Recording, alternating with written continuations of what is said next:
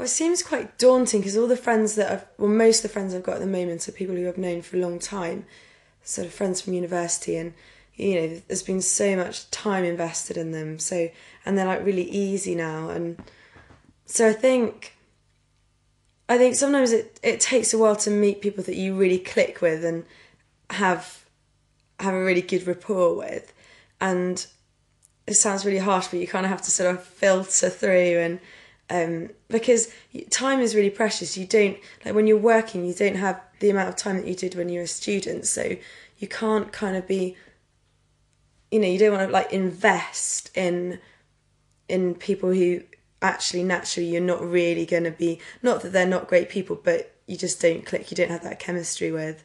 And so finding people that it is worth investing the time, making the effort with, I think that's difficult. And as I said, you can often get that really wrong at the beginning and completely misjudge who you actually will get on well with. With the quality of friends, I think, comes down to people who will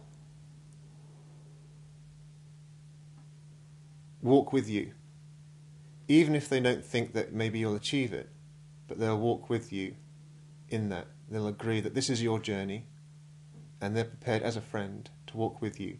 And so when you kind of slip up and fall and hurt yourself, they're there, and they're not going to say "I told you so," but they say, "Yeah, that's what we're going to do next time to make it different." One of the things I really valued with other people when I was not in a fit state to be able to offer friendship to them, that actually they made the point of coming around and seeing me. They made the point of spending time with me, and accepting me for the way I was rather than the way they would have liked me to have been. I think it's about people who accept you. I think anybody that you feel underconfident about or perhaps treat you how you wouldn't treat somebody else, I think you've just got to distance yourself from people. And I've had experiences of, say, people in work where I've thought, don't get close to these people because, to me it always makes sense that if you hear somebody bitching about somebody in front of you, you think, well, they might do that about you.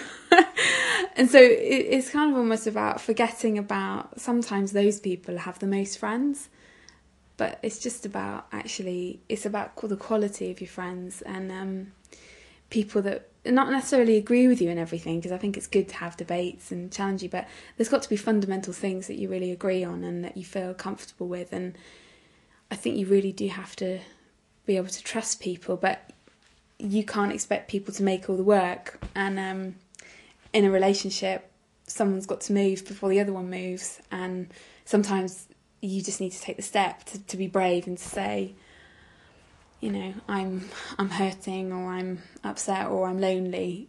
And quite often I think people respond to that, but people aren't used to people being open and vulnerable.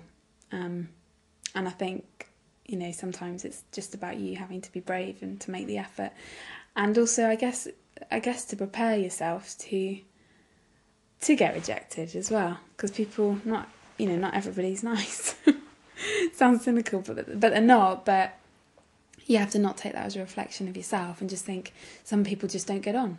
I think one of the problems we have is that society is always trying to make us look like somebody else, to be like somebody else, to buy this, to do this. And it's not bowing into that lie of the commercialism and what the rest of the world thinks, but think, examples, I was at school, I was really keen on playing chess, which is a very kind of unhip and not cool thing to do. But actually through that chess club, I met some really fascinating people who were doing things that nobody else was doing, and got into some really interesting kind of ideas and areas and different stuff that was going on, which was outside of the mainstream, and were very exciting. And saying, having the courage to say, this is what I really love, and I don't really care what anybody else thinks. This is what I want. I'm going to pursue it and find other people who are sharing that passion. So being honest about yourself will attract other people around you who can almost smell that on you, that honesty about who you're being.